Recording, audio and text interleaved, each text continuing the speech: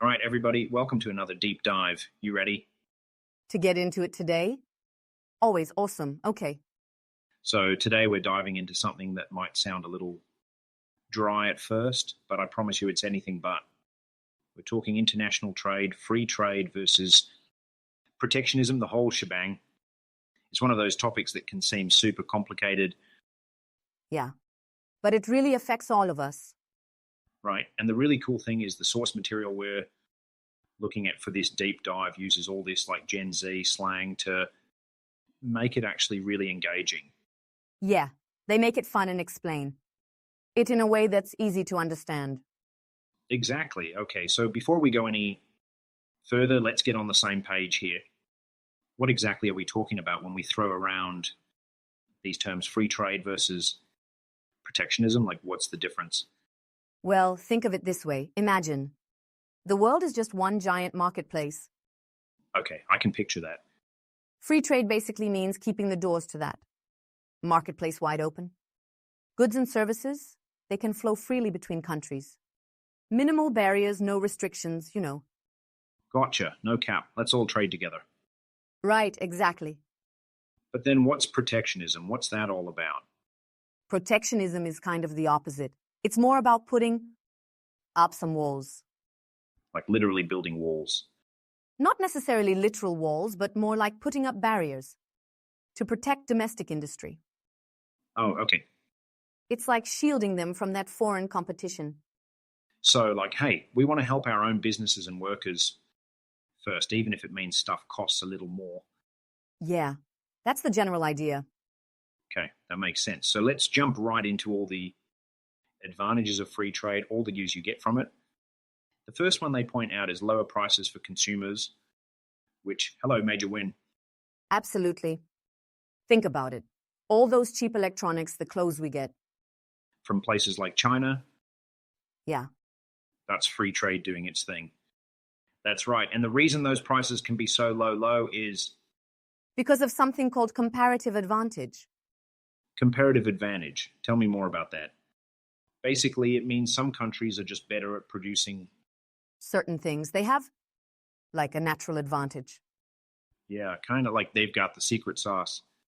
So instead of trying to make everything themselves, they focus on what they're good at and then trade for the rest. Makes sense, right? It's like everyone specializes in their superpower, and then we... All trade our skills, right? Exactly. It's like Japan. They totally kill it with cars and electronics. Yeah, Brazil. Coffee and agriculture, they're the chimps. Makes sense.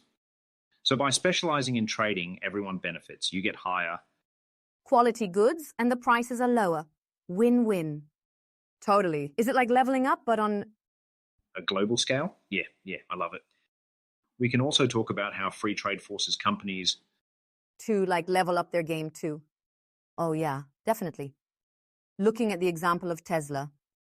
the electric car company, Yeah. They had to really step it up when Chinese EV companies like BYD, came onto the scene. competition is a good thing, right? Totally. And maybe competition can be bussin'. But in a good way. It pushes companies to innovate and make better products, It's true. You don't want to get complacent. right? So there are definitely a lot of advantages to free trade. But I'm guessing there's another side to this story, Right?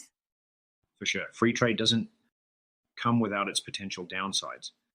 Okay, hit me with it. What are the L's we gotta watch out for? Well, one big concern is something called structural unemployment. Structural unemployment, okay? Yeah, it's basically when manufacturing jobs get shifted to countries where wages are lower. Okay, so like jobs moving overseas. Right, exactly. And that can lead to job losses in the home country. We can check out Detroit, the US auto industry. Oh, right, with car manufacturing moving to other countries. Yeah, those workers really caught an L. Yeah, that's a rough situation. Yeah, and our sources bring up another risk to economic vulnerability. They call it interdependence. Oh, right, yeah. They basically say if you rely too much on exports like that, that's your main thing. It can be super risky, especially, I give the example of Venezuela. Oh, yeah. that they're riding high on oil exports, living their best life, but then oil prices tanked and their economy went into a tailspin. It's like putting all your eggs in one basket. If something happens to that basket, you're in trouble. That's a good analogy. Okay, so free trade has its pros and cons. For sure, but what about protectionism? What are the arguments for shielding domestic industries? Well, one argument is that it can help infant industries get on their feet. Infant industries. That's a cute way to put it. Right. Basically, it's giving those new industries some time and space to grow and develop before they have to compete with the big dogs on the global stage. Makes sense. Like giving them some training wheels before they're ready to ride on their own. Exactly. They use South Korea as an example. Back in the day, they protected their car industry. Really? Yeah. And that protection allowed companies like Hyundai and Kia to eventually become like major players. What was also interesting is how the pandemic was like a low-key wake-up call. A wake-up call. How so? Well, it really highlighted how risky it can be to rely too heavily on other countries, especially for, essential stuff. Yeah, like medical supplies, all those computer chips. Exactly. All of a sudden, everyone was scrambling, and it made people realize, hey, maybe we need to be able to make some of this stuff ourselves, just in case. Right? Like for national security reasons, right? Exactly. So that's another argument in favor of protectionism. You got to protect your own country. Makes sense. And then there's the whole issue of jobs. If cheaper imports are flooding in, it can put a lot of pressure on domestic industries. Yeah, that can lead to job losses for sure. And the sources talk about how the US steel industry, they've been pushing for tariffs to protect American jobs. Yeah, they don't want those jobs being undercut by cheaper. Steel from China. Like nobody wants to get ghosted by their employer because their job got shipped overseas. It's a good way to put it. Right. So it seems like protectionism has its advantages too, especially when it comes to things like national security and protecting jobs. But what about the downsides? What are the potential flops of protectionism? Well, the biggest downside is probably the most obvious. It leads to higher prices for consumers. Yeah, that makes sense. If you're blocking out those cheaper imports, then less competition. Right, less competition so companies can charge more. Exactly. It's straight busing for everyone's wallets, but in a bad way. Yeah, not the kind of busing we're looking for. And I feel like we've all seen this play out in real life. Like when Trump put those tariffs on Chinese goods. Oh yeah, good example.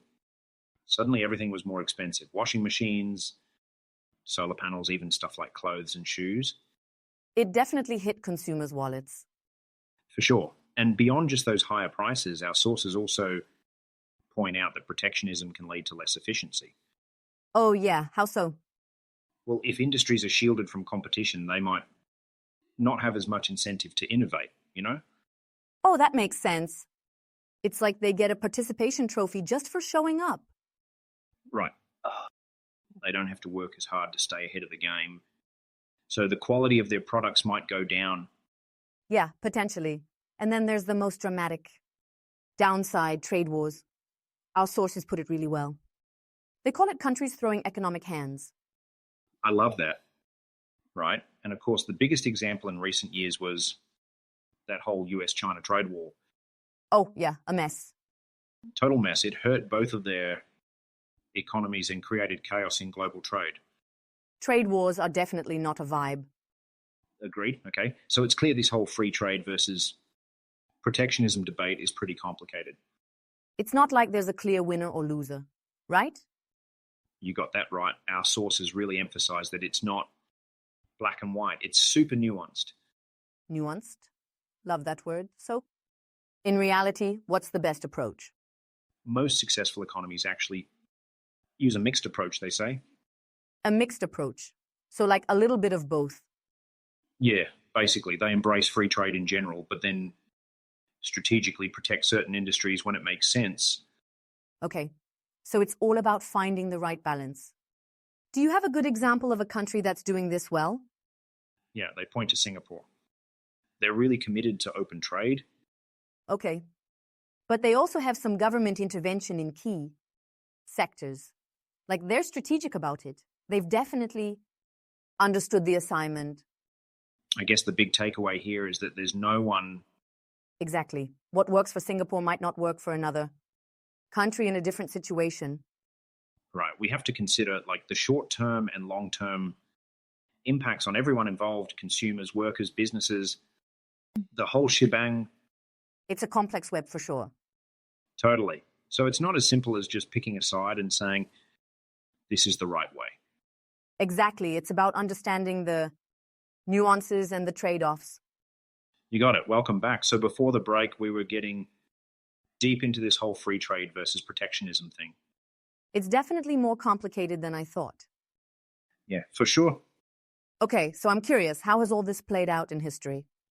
Like, what are some real-world examples of free trade and protectionism in action? Well, let's go way back, like back to the 19th century. That was a time of massive globalization, right? Countries were jumping on the free trade train, and the British Empire was like leading the charge.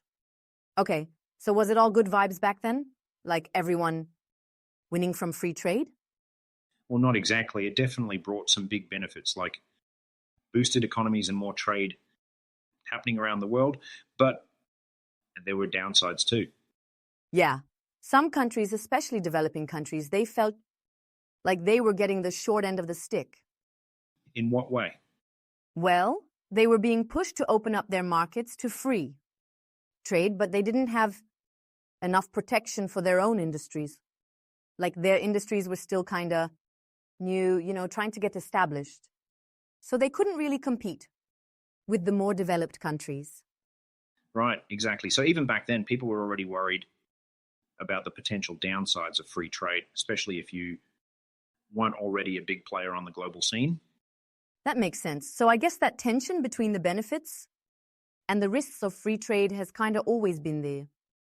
Yeah, pretty much. And it's continued to shape how countries think about trade even today in the 21st century. What are some more recent examples of this whole free trade versus protectionism thing playing out? Well, one big thing has been the rise of regional trade agreements. Regional trade agreements.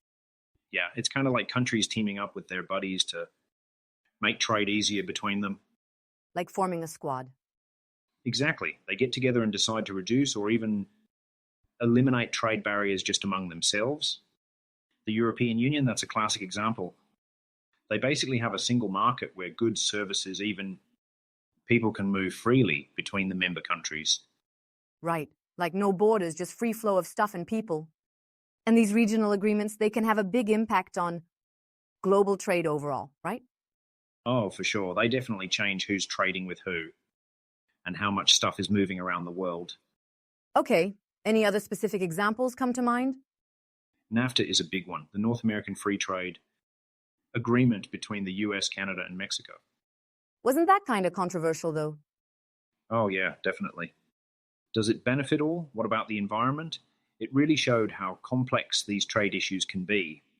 So, again, it's all about nuance. It depends on the context, the specific countries involved, all that stuff. Exactly. And it's super important to think about the impacts on everyone involved, right?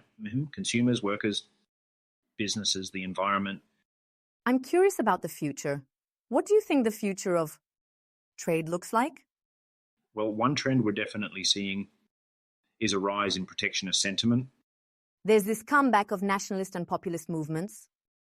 Exactly. Part of it is concern about jobs and income inequality. Makes sense. Like some people are getting left behind. Exactly. A lot of people feel like free trade has mostly benefited big corporations and wealthy people, but not ordinary workers. And that feeling of being left behind by globalization. Exactly. There are also concerns about national security as well. And some people worry about losing their cultural identity. So they want to hold on to their own culture, their own values. That is understandable. Okay. So it's like this mix of economics, politics, and culture. The big question is, where are we all going to end up? In trade wars and with closed border? It's hard to say for sure. It really depends on which direction the world decides to go in. Oh man, that sounds kind of scary and exciting at the same time. Exactly. We can see other trends as well, like technology is making the world even more. Connected. Okay, yeah, that makes sense. So it's kind of like a tug of war. Globalization pulling one way, nationalism pulling the other. So we've talked about a whole lot actually. Deep dive indeed. Free. Trade versus protectionism, the whole thing. People get really passionate about this stuff. Yeah, and it's easy to forget that there are like real people and real consequences on both sides. We have to think about the social impacts, the political impacts. It's about taking a wider view, looking at the whole picture. Our sources really emphasize the importance of critical thinking. We want our listeners to really engage with the debate. Yeah, like these trade policies, they affect us all, whether we realize it or not. Absolutely. So it's important to understand what's going on. Before we go, we want to leave you with a final thought. Which side do you find more convincing? What do your values tell you? We hope you learned something new, maybe challenge some of your assumptions. Until next time, stay curious. Remember to like, comment, and subscribe. It helps with the algorithm.